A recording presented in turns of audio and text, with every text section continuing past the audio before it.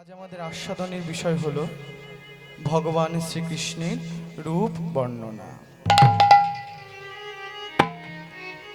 দেখুন, কীর্তন এমন একটি সেবা,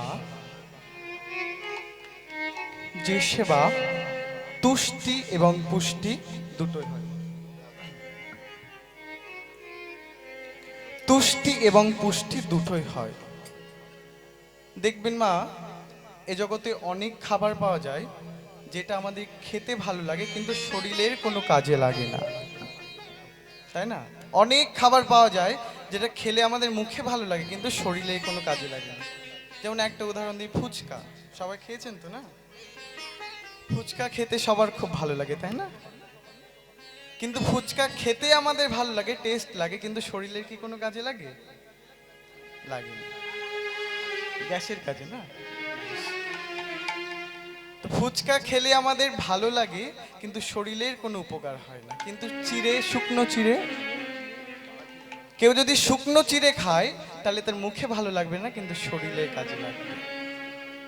আমাদের মাস্টারমশাইরা আমাদেরকে শিক্ষা দেন যে বাবা, জগতে এমন কাজ করবে যে কাজ করলে নিজে আনন্দ পাবে এবং অপরকে আনন্দ দেওয়া যাবে। ধরুন, একটি ব্যক্তি বাজারে দুধ বিক্রি করে। সে দুধ বিক্রি করছে, তার উপকার হচ্ছে। দুধ বিক্রি করার পর, আস্তে একটু ওদেরকে সামলো,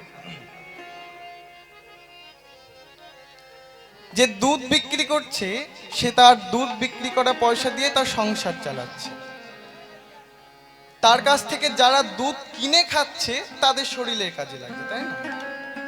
ধরুন, ওই ব্যক্তিটাই যদি দুধ না বিক্রি করে যদি মদ বিক্রি করত, কি হতো? সে মদ বিক্রি করে চারতলা বাড়ি করছে, আর তার কাছ থেকে যারা মদ কিনে খাচ্ছে তারা গোল্লায় যাচ্ছে। তা জগতে এমন কাজ করতে হবে যেটা করলে নিজের উপকার হবে এবং পরের উপকারে লাগা যাবে। দেখুন, আজ এখানে আমার গৃহকর্তা, আমার মা, আমার গুরুজন, আমার পিতা আর গ্রামের সকলে মিলে একটি সুন্দর মহতী হরিসভার আয়োজন করেছে। তার মানে সবার দুধের ব্যবস্থা করেছে। নিজে একা দুধ খাবে সেই জন্য কিন্তু নয়, সবার জন্য দুধেরই ব্যবস্থা করেছে। আমার এই কথাগুলো বলার একটাই কারণ হলো, এই দেখে কেউ যেন হিংসা, লোভ, লালসা করবেন না। এই দেখে কেউ যেন হিংসা করবেন না, বরং আশীর্বাদ করবেন, জন্ম জন্মান্তর ধরে যেন আমার গৌর গোবিন্দ।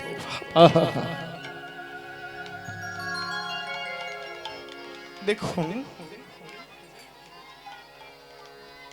লীলা প্রারম্ভে আমরা একটি সংস্কৃত শ্লোক আস্বাদন করলাম। কি বললেন না?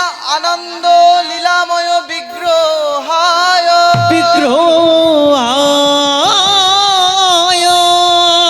হে মাভ দিব্য ছবি সুন্দরায়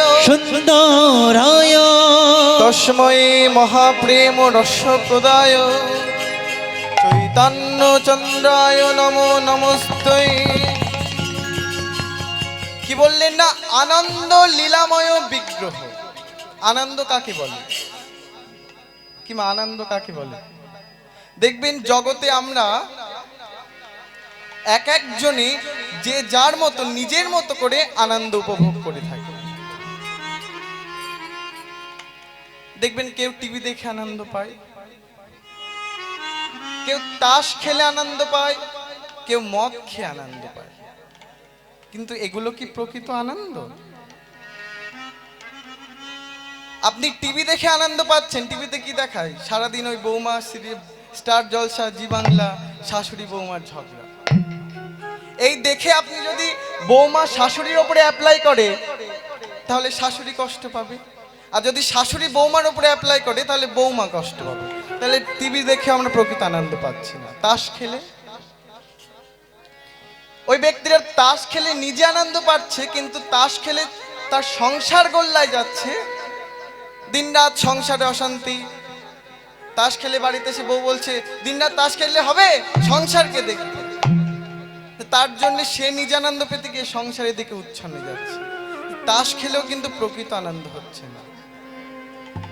আবার ধরুন যে ব্যক্তিরা মদ খেয়ে নিজে আনন্দ পাচ্ছে, ধরুন সে মদ খেয়ে নিজে আনন্দ করতে করতে রাস্তা দিয়ে হেলতে দুলতে যেতে যেতে দু চারটে ভদ্রলোকে দু চারটে গালিগালাজ করছে, সে কিন্তু আনন্দ করেই করছে, কিন্তু যাকে গালি দিচ্ছে সে কিন্তু কষ্ট পাচ্ছে, তাই না? তাহলে মদ খেয়ে কি প্রকৃত আনন্দ পাওয়া যায়? পাওয়া যায় না। প্রকৃত আনন্দ কোথায় আছে? এই দেখুন, আমি কীর্তন গাইছি আর আপনারা সবাই কীর্তন শুনছে। আমি কিন্তু আপনাদেরকে কষ্ট দিতে আসিনি, আর আপনারাও কিন্তু আমাকে কষ্ট দিতে আসেনি। তাহলে কীর্তনে আছে প্রকৃত আনন্দ। তাহলে কীর্তনের যদি প্রকৃত আনন্দ থাকে, এই কীর্তনের পিতা কে? কীর্তনের পিতা হলেন শ্রী চৈতন্য মহাপ্রভু। তাই বলা হলো আনন্দ লীলাময় বিগ্রহায় বিগ্রহায়। মহাপ্রভুকে বলা হলো আনন্দ লীলাময় বিগ্রহায়। হে মাভ দিব্য ছবি সুন্দরায়। হে মাভ, হেম যুক্ত আভ। হেম মানে কি? সোনা। আর আভ মানে গায়ের বর্ণ। মহাপ্রভুর গায়ের বর্ণটা কেমন? না সোনার মতো। দিব্য ছবি, ছবি মানে এখানে কিন্তু ফটো নয়, তাই না? ছবি মানে এখানে কিন্তু ফটো নয়, এখানে ছবি কথা অর্থ হলো অবয়ব। বললো মহাপ্রভুকে দেখতে কেমন? না সোনার পুরুষের মতো, সোনার মতো। হে মাভ দিব্য ছবি সুন্দরায় তস্ময় মহাপ্রেম রসপ্রদায় চৈতন্য চন্দ্রায় নমস্তুতে। এই যে শ্লোকটা আস্বাদন করলাম, এই শ্লোকটা আমরা মহাপ্রভুকে প্রণাম করার, এটা হচ্ছে মন্ত্র। তা মহাপ্রভুকে আমরা প্রণাম করব কেন? কাউকে যদি প্রণাম করতে যায় তা একটা নির্দিষ্ট রিজন থাকে, কারণ থাকে, তাই না? আমি রাস্তাঘাটে পাগল ঘুরে বেড়াচ্ছি, তাকে কি প্রণাম করব? তা মহাপ্রভুকে প্রণাম করার একটা কারণ জানতে চাই, কি কারণে মহাপ্রভুকে প্রণাম করব? প্রকাশানন্দ সরস্বতীপাদ বললেন মহাপ্রভুকে প্রণাম করব কেন জানো? না তার গায়ের বর্ণটা সোনার মতো, সেই জন্য প্রণাম করব। মহাপ্রভুর গায়ের বর্ণ সোনার হয়ে আমার কি লাভ? তাতে আমাদের কোনো লাভ আছে? বেশ, তা না হয় মহাপ্রভুকে দেখতে দিব্য পুরুষের মতো, দেখতে দিব্য পুরুষের মতো হয়ে আমাদের কি লাভ আছে? কোনো লাভ নেই। কেন প্রণাম করব? না তস্ময়ে মহাপ্রেম ও রস প্রদায়। না মহাপ্রভু আমাদেরকে যে রস প্রদান করেছে সেই জন্য প্রণাম করব। কি রস? না ব্রজের উন্নত উজ্জ্বল রস। না অনার্পিত চরিং চিরাগ, চরিণ চিরাত করুণায় অবতীর্ণ কল অবতীর্ণ কল সমর্পয়তু মুন্নায়তু উজ্জ্বল রসাং স্বভক্তি শ্রীরাম হরি পুরট সুন্দর দূতি কদম্ব সন্নির্পিত সদা হৃদয়ে স্কন্ধরে স্ফুরত ভব সচির শ্রী সচির নন্দন। মহাপ্রভু আমাদেরকে কি দিয়ে গেলেন? না ব্রজের উন্নত উজ্জ্বল রস। ব্রজের উন্নত উজ্জ্বল রস কি সেই বস্তু? না চারি যুগের জীব যে ধন, যে নাম, যে প্রেম কখনো কেউ পায় নাই, সেই নামই নিয়ে আসলো।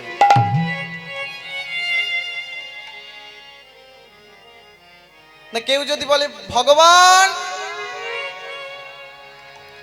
আমি সারা রাত জেগে তোমার কীর্তন শ্রবণ করব, কৃপা করে আমার একতলা বাড়িটাকে দুতলা করে দাও। ভগবান বললেন বেশ বেশ, অল্পর উপর দিয়ে বেঁচে গেলেন না বাবা, তো দুতলা নয় তো চারতলা হবে, শান্তি। কেউ যদি বলে ভগবান সারা রাত জেগে তোমার কীর্তন শ্রবণ করব, কৃপা করে আমার মেয়েটাকে ভালো জায়গায় বিয়ে দিয়ে দাও। ভগবান বললেন বেশ তাই হবে।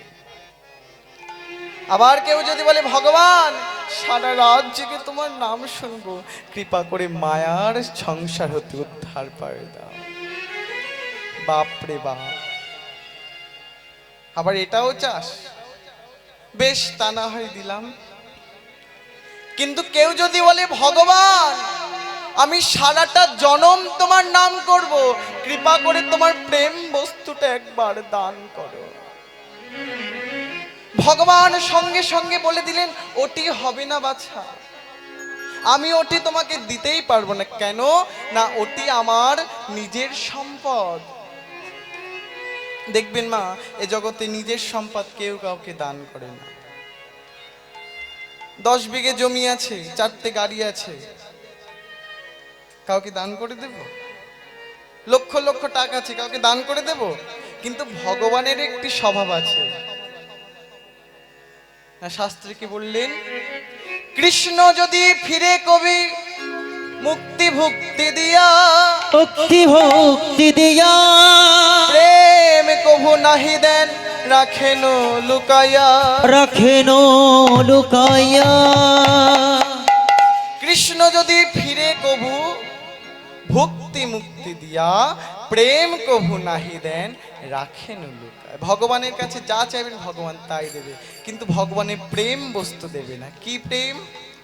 না গোলকের ধন, গোপনের ধন, ব্রহ্মার বাঞ্ছিত ধন, যে ধন চারি যুগের জীব কখনো কেউ পায় নাই, সেই ধন, সেই প্রেম, সেই রসভাব মহাপ্রভু উদরস্থ করে নিয়ে এলেন শুধু আমাদের মতো কলিহত জীবের জন্য। কিন্তু আমরা সেই নাম পেয়ে একটিবারও কি বুঝলাম না? সেই প্রেম, সেই ভাবে পেয়েও আমরা একটিবার মহাপ্রভুর নাম শ্রবণ করলাম না। সেই জন্যে মহাপ্রভুর চরণে প্রণাম করি, কারণ মহাপ্রভু সেই উন্নত রস আমাদেরকে দান করেছেন। এই যে শ্লোকটা আমরা আস্বাদন করলাম, এই শ্লোকটি যিনি রচনা করেছেন তিনি একজন মহাপ্রভুর বন্ধু ছিলেন, যার নাম ছিল প্রকাশানন্দ সরস্বতীপাদ মহাশয়। এই জগতে দেখবেন কেউ কারোর আমরা বন্ধুও না, শত্রুও না। এই প্রকাশানন্দ সরস্বতীপাদ প্রথম জীবনে মহাপ্রভুর বন্ধু ছিলেন না, শত্রু ছিলেন। দেখবেন এই জগতে আমরা কেউ কারো বন্ধুও না, শত্রুও না। কি মা, শত্রু কি? ধরুন আপনারা আমাকে চেনেন না, পরে আমাকে চিনতে পেরেছেন। চেনার পরে কি আপনি একজনকে চেনেন না, তাকে চিনতে পেরে কি বন্ধুত্ব হয়ে যাবে? যদি আপনি চিনতে পেরে আপনার মতের সাথে তার মতের মিল হয় তবেই সে বন্ধু, আর যদি মতের মিল না হয় তবে সে শত্রু। এই প্রকাশানন্দ সরস্বতীপাদ ছিলেন কাশীর একজন বিখ্যাত পণ্ডিত, যার লক্ষাধিকের উপরে শিষ্য ছিল, যাকে বলা হতো সরস্বতীর বড় পুত্র। এই প্রকাশানন্দ সরস্বতীপাদ মহাশয় ভাবলেন, মহাপ্রভু তখন পুরীধামে গম্ভীরায়, যে সন্ন্যাসীর ধর্ম কেন এমন হবে? সন্ন্যাসী দাঁড়ে দাঁড়ে ঘুরে ঘুরে দিব্য জ্ঞান ছড়িয়ে বেড়াবে, আর তা না বেটা নবীন সন্ন্যাসী গলায় গাঁদা ফুলের মালা পরে রাস্তা দিয়ে দিনরাত হরি নাম করতে করতে চলেছে। তুমি কেমন সন্ন্যাসী? কিন্তু মহাপ্রভুর সামনাসামনি বসে একটার পর একটা শ্লোকের বর্ণনা শুনতে শুনতে একটা সময় আছাড় খেয়ে ফেলেছিলেন মহাপ্রভুর চরণ তলে, যে হাই হাই, এহেন বিধক্ত পণ্ডিতকে নিয়ে আমি জগতে এত কটু কথা বলেছি। মহাপ্রভু তুললেন, ওঠো প্রকাশানন্দ, আজ থেকে তুমি আর প্রকাশানন্দ নাও, আজ থেকে আমি তোমার নাম নিলাম প্রবোধানন্দ। এই প্র মানে হলো বুদ্ধি, আর বোধ মানে হলো বিকাশ। এই যে তোমার বুদ্ধির বিকাশ হলো, তাই আমি তোমার নাম দিলাম প্রবোধানন্দ সরস্বতী। প্রবোধানন্দ সরস্বতীপাদ মনে মনে ভাবলেন যে এহেন একজন বিদগ্ধ পণ্ডিতকে নিয়ে আমি জগতে এত বাজে কথা, কটু কথা বলেছি, তাই এখন যখন চিনতে পারলাম আমার ঘোষণা করে যাওয়া উচিত তার সম্বন্ধে 2-4টি সত্য কথা। মহাপ্রভুকে নিয়ে সত্য কথা বলতে গিয়ে মহাপ্রভুকে নিয়ে একটি গ্রন্থই রচনা করে ফেললেন, যার নাম চৈতন্য চন্দ্রামৃত। এই চৈতন্য চন্দ্রামৃতে এত সুন্দর সুন্দর শ্লোক আমরা আস্বাদন করতে পারি। তাহলে আমরা আস্বাদন করছি ভগবান শ্রীকৃষ্ণের রূপলীলা। প্রথমে আমরা একটু মহাপ্রভুর কথা গৌরচন্দ্রিকা আস্বাদন করব, তারপরে আমরা লীলায় ব্রজলীলায় প্রবেশ করব। পদকার কি বললেন যে কি হেরিলাম অপরূপ গোড়া গুণনিধি, কত চাঁদ নিঙারিয়া নিরমিল বিধি।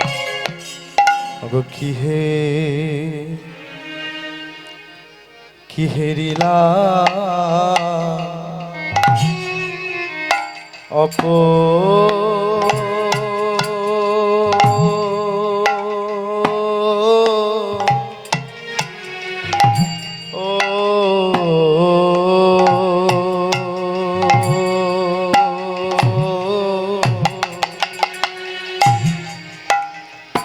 আজ কি হে দিলাম অগয়প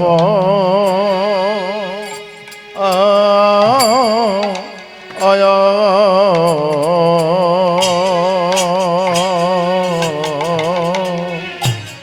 আমি কি হেরিলাম অপরূপ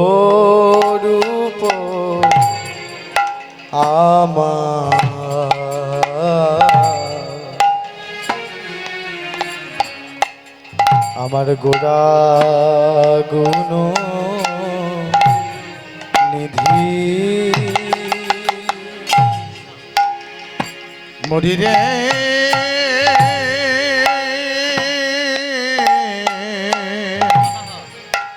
কি হেরিলাম অপ কি হেরিলাম অপরূপ গোরা আমার গোরা গুণ নিধি। দেখো কত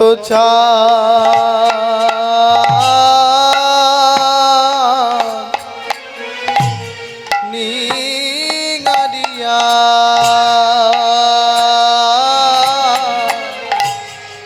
আজি কত চাঁদ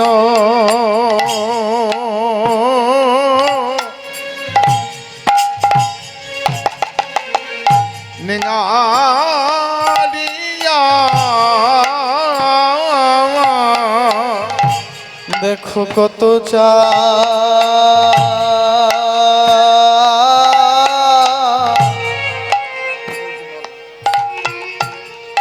নিগারিয়া আজি কত চাঁদ নিঙারিয়া আমার নিরমিল বিধি গো। আজি কত চাঁদ নিঙারিয়া ওরে নিরমিল বিধি গো। কেমন নিরমান করিছে নিরমান করিছে নিরমান করিছে আজ নিরমান করিছে আজ কত চাঁদ নিঙারিয়া নিরমান করিছে আজ কত চাঁদ নিঙারিয়া নিরমান করিছে। বিধাতায় আমাদের মতো কোটি কোটি জীব সৃজন করেছে, আর সেই বিধাতায় আমার গৌর হরিকে সৃজন করেছে। আমাদের মতো কোটি কোটি জীব সৃজন করা আর মহাপ্রভুকে সৃজন করা এক নয়। কি বললেন না কত চাঁদ নিঙারিয়া নিরমিল বিধি। না আপনারা রসগোল্লা খেয়েছেন তো মা? না না, আমি বাড়িতে খাওয়ার কথা বলছি না, দোকান থেকে কিনে খাওয়ার কথা বলছি, বিয়ে বাড়িতে খাওয়ার কথা বলছি। হ্যাঁ বেশ, দেখবেন। তারপরে আমি বাড়িতে খাওয়ার কথা বলছি না, দোকান থেকে কিনে খাওয়ার কথা বলছি না। বিয়ে বাড়িতে দেখবেন সব খাওয়া দাওয়ার পরে শেষ পাতে রসগোল্লা। বেশিরভাগ ক্ষেত্রে মায়েদের দেখা যায় জোর একটা তার বেশি হলে ওই রসগোল্লাটা চিপে রস বের করে তারপরে আস্বাদন করে। কিন্তু আমার মহাপ্রভুকে সৃজন করলেন কত চাঁদ নিঙারিয়া। চাঁদকে নিংড়ালে কি বার হয়? রসগোল্লা চিপলে যেমন রস বার হয়, চাঁদকে চিপলে কি বার হবে? চাঁদকে বলা হয় অমৃতপিণ্ড। চাঁদকে বলা হয় অমৃতপিণ্ড। সেই অমৃতপিণ্ড যদি নিংড়ানো যায় তাহলে অমৃতই বার হবে। কত চাঁদ নিঙারিয়া নিরমিল বিধি মহাপ্রভুকে সৃজন করেছে। যদি গৌরাঙ্গ রূপ কোনো ভক্ত দর্শন করে তার এ জগতে আর কোনো কিছু ভালো লাগে না। বিধাতা আমার গৌর হরিকে নির্মাণ করেছে। গৌর হরির রূপ দর্শন করে নদিয়ার এক ভক্ত গৌর রূপ যদি একবার কেউ দর্শন করে, কিসের সংসার, কিসের বাড়ি, কিসের ঘর, কিসের টাকা পয়সা, তার কিছুই ভালো লাগে না। নবদ্বীপে একজন ভক্ত ছিল, জাতিতে সে ছিল ধোপা। নবদ্বীপের ঘাটে বসে বসে সেই ধোপা এক মনে কাপড় কাচ্ছে। আর মহাপ্রভু প্রভাতকালে নদিয়ার পথ ধরে কৃষ্ণ নাম গাইতে গাইতে, হরি নাম গাইতে গাইতে চলেছে। মহাপ্রভু দেখছে সেই ধোপা নবদ্বীপের ঘাটে কাপড় কাচ্ছে। মনে মনে ভাবলেন, ধোপারে তোর কাজের প্রতি এত নিষ্ঠা ধোপা, যদি ওই নিষ্ঠা তোর কৃষ্ণ পদে একবার থাকতো রে ধোপা, মনে হয় আমার জননটা উদ্ধার হয়ে যেত। মহাপ্রভু পেছন থেকে ডাকলেন, ধোপা হরি বল। ধোপা কোনো দিকে না তাকিয়ে আপন মনে কাপড় কেচে যাচ্ছে। মহাপ্রভু আবার ডাকলেন, ধোপা হরি বল। ধোপা মনে মনে ভাবছে, আজকাল নবদ্বীপে অনেক ভিখারির উৎপাত হয়েছে। দেখছি আমি গঙ্গায় এসেছি কাপড় কাচতে, এখানে এসে হরিবল হরিবল করছে, মানে টাকা চাইছে। আমার কাছে টাকা কোথায়? আমি কাপড় কাচতে এসেছি, আমার কাছে টাকা নেই। ধোপা এই ভেবে না তাকিয়ে আপন মনে কাপড় কেচে যাচ্ছে। আর মহাপ্রভু মনে মনে বলছে, ওরে ধোপা রে, সামান্য একটা বসন, যে বসন দুটো দিনও তোর সঙ্গে যাবে না, সেই বসনকে নিয়ে তোর এত মায়া ধোপা। যদি ওই প্রেম ওই মায়া তোর কৃষ্ণ প্রেমের প্রতি থাকে রে ধোপা। মহাপ্রভু আমার ডাকলেন, ধোপা হরি বল। মহাপ্রভু ডাক শুনে সেই ধোপা বলছে, যাও তো যাও, আমার কাছে এখন টাকা নেই। কোথা থেকে ভিখারি এসেছে টাকা চাইতে।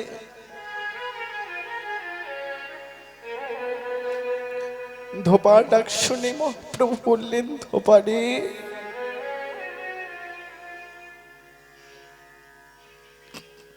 তুই আমাকে আজ ভিখারি বললি ধোপা?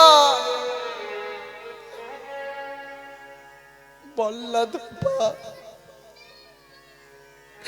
কবে নদিয়া ছেড়ে তোদের সকলকে ছেড়ে আমি সন্ন্যাসী হতে পারবো?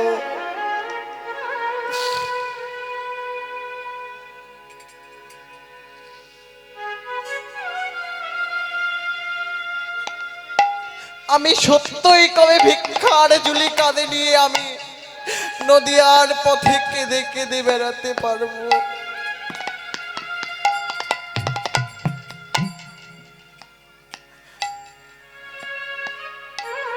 ধোপা, এই ভিখারি নামটা যখন তুই প্রথম আমায় দিলি, দেখ না আমি তোর পেছনে আঁচল পেতে দাঁড়িয়ে আছি, আমায় ভিক্ষা দিবি না ধোপা?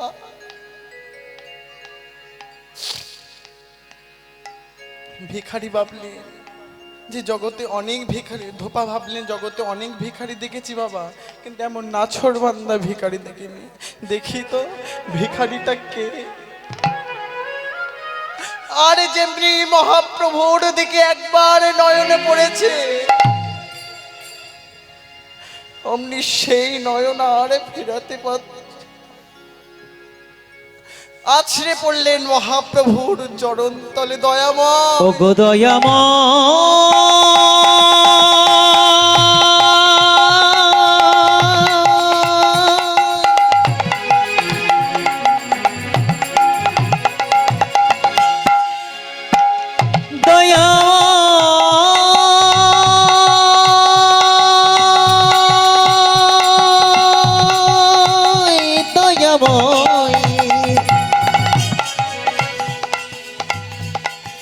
আমি এমন কি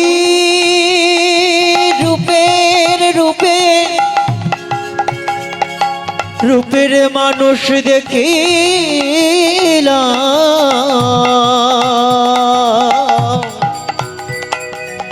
যে রূপ দেখে আমার মন প্রাণ সব চরণে চরণে গেল। আছড়ে পড়লেন মহাপ্রভুর চরণ তলে। প্রভু, না চিনি তোমায় কত বাজে কথা বলেছি, কটু কথা বলেছি, তুমি আমার কাছে কি ভিক্ষা চাইছো প্রভু? আমার কি আছে আর তোমার কি দেব? মহাপ্রভু বললেন, ধোপারে দে না, যত আছে তোর জীবনের পাপ রাশি আমার আঁচলে তুই ভিক্ষা দে ধোপা। ধোপা বললেন, প্রভু আমি করেছি পাপ আর তুমি নেবে আমার পাপের ভিক্ষা? আমি তো আমার পাপ তোমাকে দিতে পারি না, কিন্তু তোমার চরণে আমি একটা জিনিস দিতে পারি, আমার দেহ আজ থেকে তোমার চরণে সঁপে দিলাম। আজ শোনা যায় যতদিন ভিখারি সেই ধোপা বেঁচে ছিল, সেই মহাপ্রভুর নামে কৃষ্ণ নামে সারা জীবনই ঘাটে বসেই কাটিয়েছিল। মহাপ্রভুর রূপটা এমনই রূপ বাবা, যদি কেউ একবার গৌর উপাসনা করে তার আর কিসের সংসার কিসের বাড়ি ভালো লাগে না। পদকার বললেন যে কত চাঁদ নিঙারিয়া আমার নির মিলে বিধি, বিধি আমার গৌরহরিকে নিরমান করেছে বটে, কিন্তু একটি বারও বিধির নয়ন দিয়ে দেখলো না। আমার এত সুন্দর গৌর তনুকে নয়ন দিয়ে দেখে না, বিধি দেখে নাই না ভালো হলো, যদি বিধি একবার নয়ন দিয়ে দেখতো তাহলে তো আমার গৌরকে ছেড়ে দিত না। আর যদি গৌরকে না ছেড়ে দিত তাহলে আমরা এই জগৎ মঙ্গল হরি নাম কোথায় পেতাম? বিধি দেখে নাই না ভালো হলো, যদি বিধি দেখতো তাহলে তো আমার গৌর তনুকে ছেড়ে দিত না, আর গৌরকে যদি না ছেড়ে দিত তাহলে আমরা এই মধুর হরিনাম আমরা চৈতন্য মহাপ্রভুকে কোথায় পেতাম? কি বললেন, কি হেরিলাম অপরূপ গোড়া গুণনিধি, কত চাঁদ নিঙারিয়া আমার নিরমিল বিধি, বিধি নিরমান করিছে নির্মাণ করিছে বিধি নির্মাণ করিছে বিধি নির্মাণ করিছে আমার নিরজনে বসে বসে নির্মাণ করিছে আজ নিরজনে বসে বসে নির্মাণ করিছে বিধি নিরজনে বসে বসে নির্মাণ করিছে বিধি নিরজনে বসে বসে নির্মাণ করিছে আপন ভজন দিয়ে বিধি নির্মাণ করিছে আর আপন ভজন দিয়ে বিধি নির্মাণ করিছে এক নাগরী গেছে মহাপ্রভু তো কৃষ্ণ নাম গাইতে গাইতে চলেছে মহাপ্রভু গদাধর নিত্যানন্দ সবাইকে সঙ্গে নিয়ে আজ সেই ভুবন ভুলানো রূপের ডালি নিয়ে নদিয়ার রাজপথ ধরে কৃষ্ণ নাম গাইতে গাইতে চলেছে। মহাপ্রভু নিশি প্রভাতকালে আজ নদিয়ার রাজপথ ধরে সেই রূপের ডালি নিয়ে দুটি বাহু পসার করে নদিয়ার রাজপথ ধরে কৃষ্ণ নাম গাইতে গাইতে চলেছে। ভজ শ্রীকৃষ্ণ কহ শ্রীকৃষ্ণ লহ শ্রীকৃষ্ণের নাম ভজ শ্রীকৃষ্ণ কহ শ্রীকৃষ্ণ লহ শ্রীকৃষ্ণের নাম রে ভজ শ্রীকৃষ্ণ কহ শ্রীকৃষ্ণ লহ শ্রীকৃষ্ণের নাম রে ভজ শ্রীকৃষ্ণ কহ শ্রীকৃষ্ণ লহু শ্রীকৃষ্ণের নাম রে যে জনা শ্রী কৃষ্ণ ভজে সে হয় আমার প্রাণ রে যে জন শ্রীকৃষ্ণ ভজে সে হয় আমার প্রাণ রে আর যে জন শ্রী কৃষ্ণ ভজে সে হয় আমার প্রাণ রে আর যে জনা শ্রী কৃষ্ণ ভজে সে হয় আমার প্রাণ রে ও গো যে জন শ্রী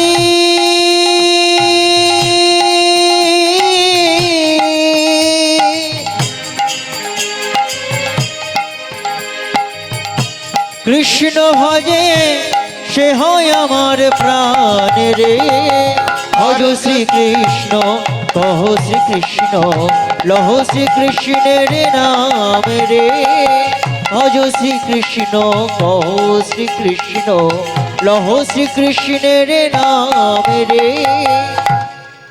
মহাপ্রভু নদিয়ার রাজপথ ধরে কৃষ্ণ নাম গাইতে গাইতে চলেছে। গদাধর নিত্যানন্দ হরিদাস সবাই বলছে প্রভু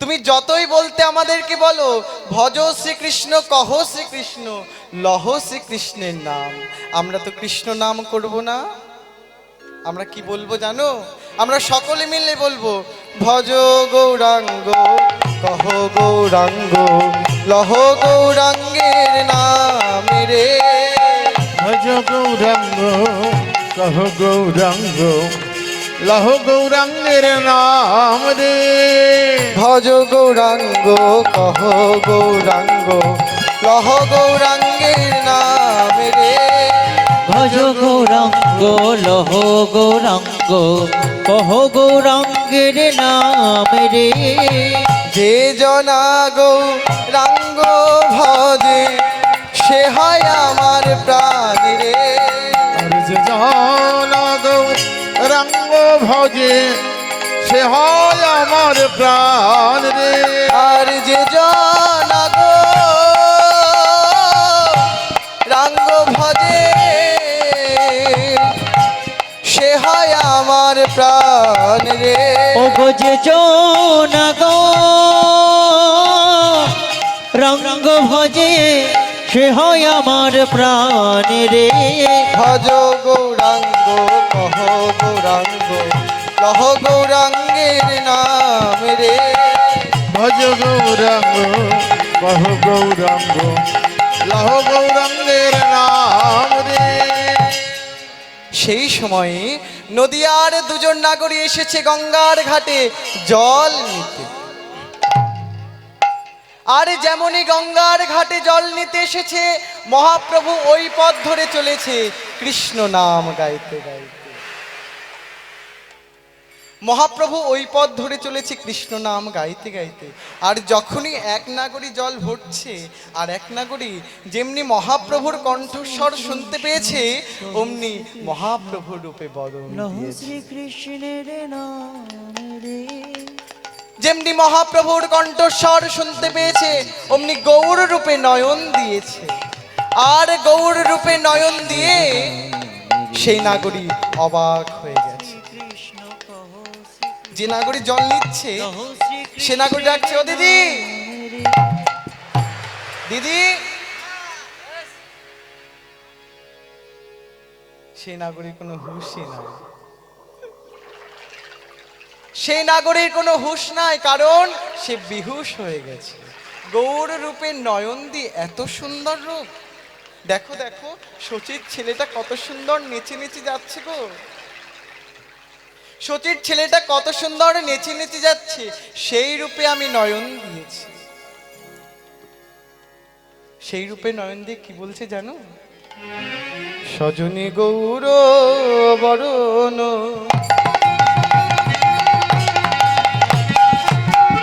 মনিয়া ভোরণ নাতুয়া মোহনবে। সজনী গৌর বরণ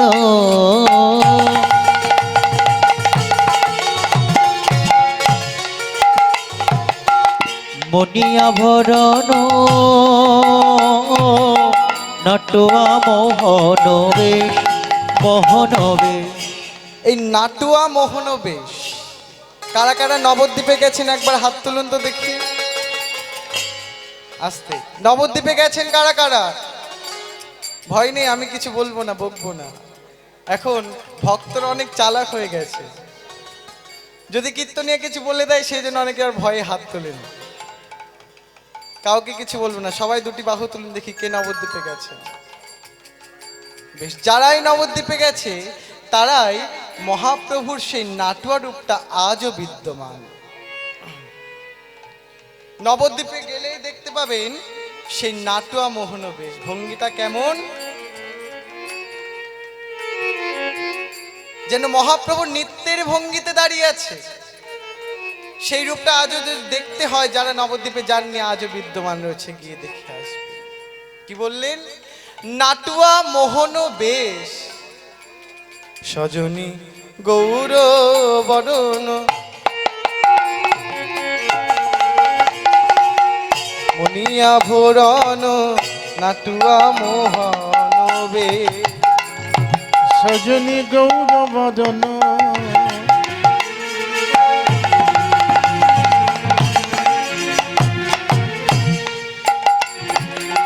জীবনী অভরণ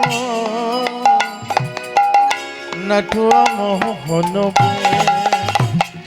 আমি দেখিতে দেখিতে ওই ভুবন ভুলালো,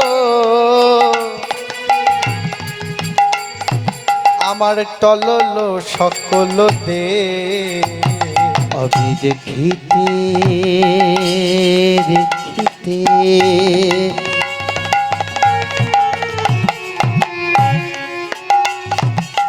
ভুবন মোহন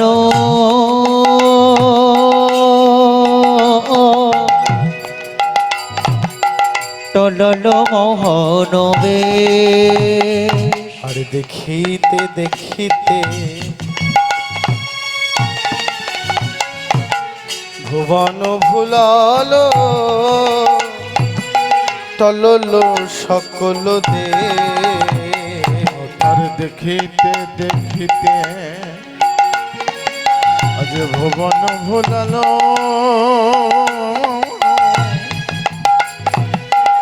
টললো সকল দে। সজনী আমি একা ভুলি নাই রে, আমি একা ভুলি নাই রে। সজনী আমি একা ভুলি না সজনী আমি একা ভুলি নাই রে। ও দিদি,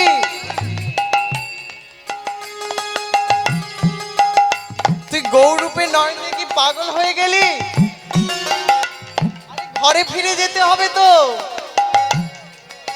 ঘরে কি যাবি না? তুই কি গৌরূপে নয়ন দিয়ে সব ভুলে গেলি? ঘরের কথা, শাশুড়ির কথা, স্বামীর কথা। সে নাগরিক কি বলছেন জানো?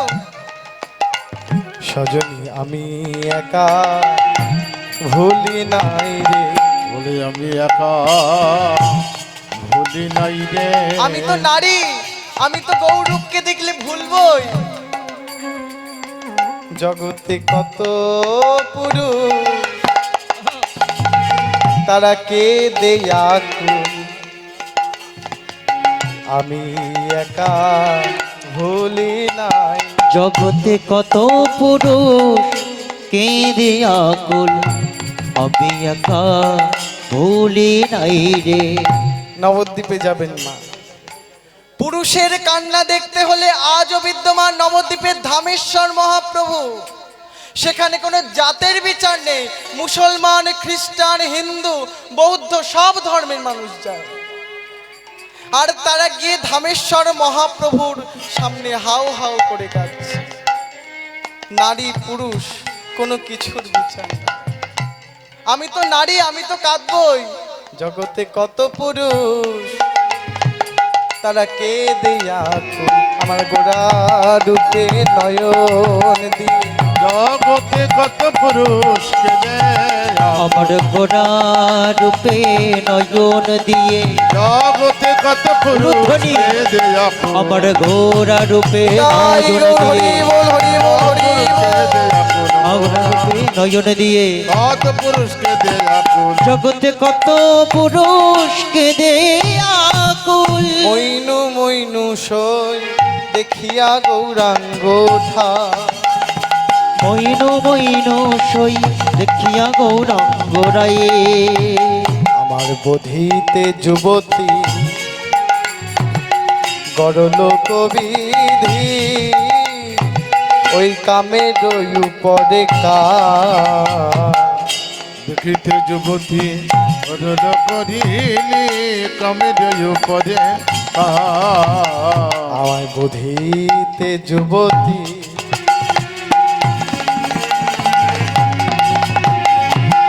গড়ল কবিধি, ওই কামের উপরে কা। দিতে যুবতী করিলি এর উপরে চম্পা নাগেশ্বর মল্লিকা সুন্দর,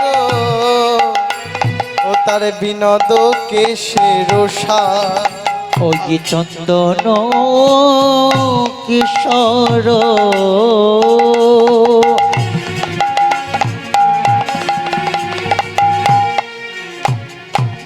বিনোদ অরর, বিনোদ গরর হার। চম্পা নাগেশ্বর এটা হচ্ছে এক একটা ফুলের নাম। সে কি করেছে না, চম্পা নাগেশ্বর ফুল দিয়ে মহাপ্রভুর যে কুঞ্চিত মাথায় কেশ, ওই কেশটাকে সুন্দর করে একটি ঝুঁটি বেঁধে দিয়ে তার পাশে ফুলগুলো দিয়ে, দেখো ফুলে ফুলে সাজিয়েছে। কত ফুলে ফুলে সাজিয়েছে। দেখো ফুলে ফুলে সাজিয়ে, দেখো ফুলে ফুলে সাজিয়েছে। আমার গৌর বরণ তনুখানি ফুলে ফুলে সাজিয়েছে। আমার গৌর বরণ দেহখানি আজ ফুলে ফুলে সাজিয়েছে।